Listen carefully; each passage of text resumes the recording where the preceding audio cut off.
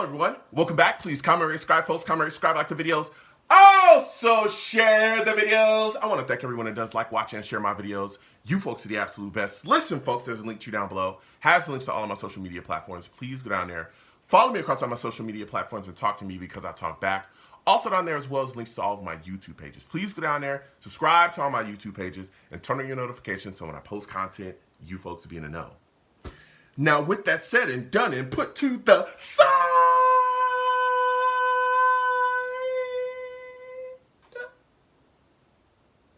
I've come to talk to you folks today about Brock Bowers, man. Brock Bowers. That's what I've come to talk to y'all about, all right? I've been having a lot of discussions with Jets fans about Brock Bowers and the idea of the New York Jets taking him in the draft, okay? And we're going to get into it, all right? Listen, comment down below, all right? I want to go back and forth with y'all. Now, for those of you that may not know, Brock Bowers is a tight end that is coming out in this upcoming draft, okay? And there's a lot of people that are really, over the moon about the guy. And, I mean, he's great. Georgia tight end, he's going to be, you can tell he's going to be a good player in this league. He has it all. Solid route running, he can catch the ball, he can do it all, right? A lot of people like his skill set and what he brings to the table. But when it comes to the New York Jets drafting him and the discussion surrounding it and the fervor that's coming from a lot of Jets fans about bringing in Bowers, I just don't understand it for us. I just don't understand it for the Jets. I'm clueless on why people are talking about bringing Bowers into the New York Jets because of the need that we have along our offense. And I just don't think that will work out for us. And I'm going to list some reasons why. First off, okay, as much as I like Bowers and as much as I think he's going to be a good player, the New York Jets have massive, I'm talking massive issues along the offensive line, and we all know that. like we all know that, okay? There are massive issues and massive holes along this line, okay? One of them being left tackle. There's a hole there. People don't want Mekhi Becton back. Whatever. I'm not here to argue with y'all about that. I understand, everyone's point of view and everybody's perspective, okay? There's a hole at left tackle. No answer. Everyone wants Laken Tomlinson gone, okay? Not here to argue with you folks about that either. I'm not here to do that. I understand your perspective and your take there. Massive hole there at left guard, right? Once you boot him out of here. Then there's a massive hole at right tackle because I want to see ATV moved back in to right guard. That's where I want him to be. I want him to stay there and let that be that. I do not want ATV back out there at right tackle. I don't. So the only guys starting along our offensive line at this point that you can count on is Tippmann and ATV. Oh, by the way, okay? By the way, we've already talked about 3 spots, right? 3. Left tackle, right tackle, and then left guard. Here's the thing. ATV hasn't been healthy in 2 years. He's, the last 2 years, and as much as I love ATV, fight on. Y'all know I'm an SC guy. That boy's missed big time with big injuries, and he's ended the season on IR. So, hey, what's up? You might need to also draft a guy to be behind him in case he goes down, and then somebody's going to have to step in. That's 4 offensive line guys you can talk about taking, right? So here's the deal. When you look at the situation that the New York Jets are in, okay? We're going into free agency. I cannot, in my mind, realistically see the New York Jets solving the issues with our offensive line, upgrading, because we do need to upgrading the offensive line at left tackle, right tackle, and left guard, utilizing free agency, and us actually have enough to achieve that, enough cash, enough capital. I can't see us doing that.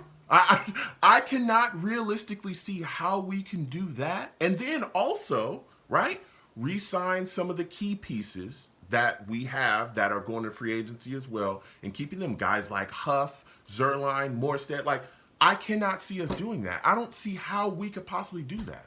I don't see it. The numbers don't make sense, especially when you, even if we just go into free agency and talk about signing a left tackle, that is going to be hefty. If we're talking about grabbing one of these top offensive linemen, one of these top left tackles that is going to be in free agency this year, that is going to cost us a lot of money.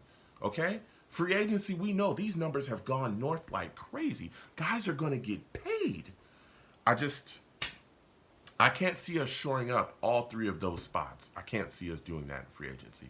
So to me, that leads me, right, in my thought process saying, okay, going into the draft, we're going to have to utilize the draft to at least shore up, if not one, maybe two starting spots along our offensive line. So that leads me to say our first round pick is absolutely going to be an offensive lineman. At this point, again, I can't see us shoring up all those issues in free agency. At this point, yeah, our first round pick is going to be an offensive lineman. And what's crazy is the way that this draft is set up, it's ripe for the picking, right? We're in great spaces. We could end up, you know, with Olu or Fuaga, or there's a bunch of names, right? This upcoming draft has a lot of really solid offensive line talent, especially at the top, especially at tackle, right? Of course, everybody's talking about Joe Alt and all the. I can go down the names. They're all there. They all could, like, there's guys that could be right there. Again, Olu's a name that is constantly brought up. Fuaga is constantly brought up. Like, there are guys that could end up just falling right into our laps, and we could take them and move on. So when you look at this situation, if the New York Jets were to take Bowers over any of that offensive line talent, that would be a big mistake in my mind. And it'd be a big mistake because Aaron Rodgers is coming back. He's a 40-year-old quarterback. I watched what happened. There was a master class last season in what happens when you do not have an offensive line that can function correctly. Our offense was completely in the dumpster because we had guys that could not block. You cannot go into next season with Super Bowl expectations and not make sure that your offensive line is shored up. Can't do it. Cannot do it. You can't trust that Aaron Rodgers is going to be healthy next season as well. He's 40 years old. You can't have him running for his life, right? And so you must use that first round pick on an offensive lineman. Because if you draft Bowers and you don't have the issue shored up along your offensive line, he's going to be useless. The same way that at times during this season, Garrett Wilson and even Breece Hall at times were useless because our offensive line couldn't block long enough to have these guys get open or hand the ball off to Breece, right? He's already got a guy in his face, ready to smack him. Garrett Wilson was phenomenal. Over 1,000 yards this season. Garrett Wilson be open like 90% of the game. But the quarterbacks can't hit him because they're running for their lives right after they get the snap. So he's just lost. He'd be out there wide open, waving his hands, and the quarterback is dipping and dodging guys that are trying to take his head off. Can't do it. Won't do it. And so that leads me to believe that at this point that I'm sitting here, I cannot see how the New York Jets could take Brock Bowers and make it make sense. I can't see it. I can't see it, especially due to the fact that the Jets don't have a second-round pick. And if you're waiting to the third round to grab a offensive lineman, particularly a tackle that you're looking to start, brother, don't do that. Don't do that. That's something I do not think that Joe Douglas will do. Okay? The other part is, too, we already have 4 tight ends. We already have tight ends that we don't even utilize effectively, right?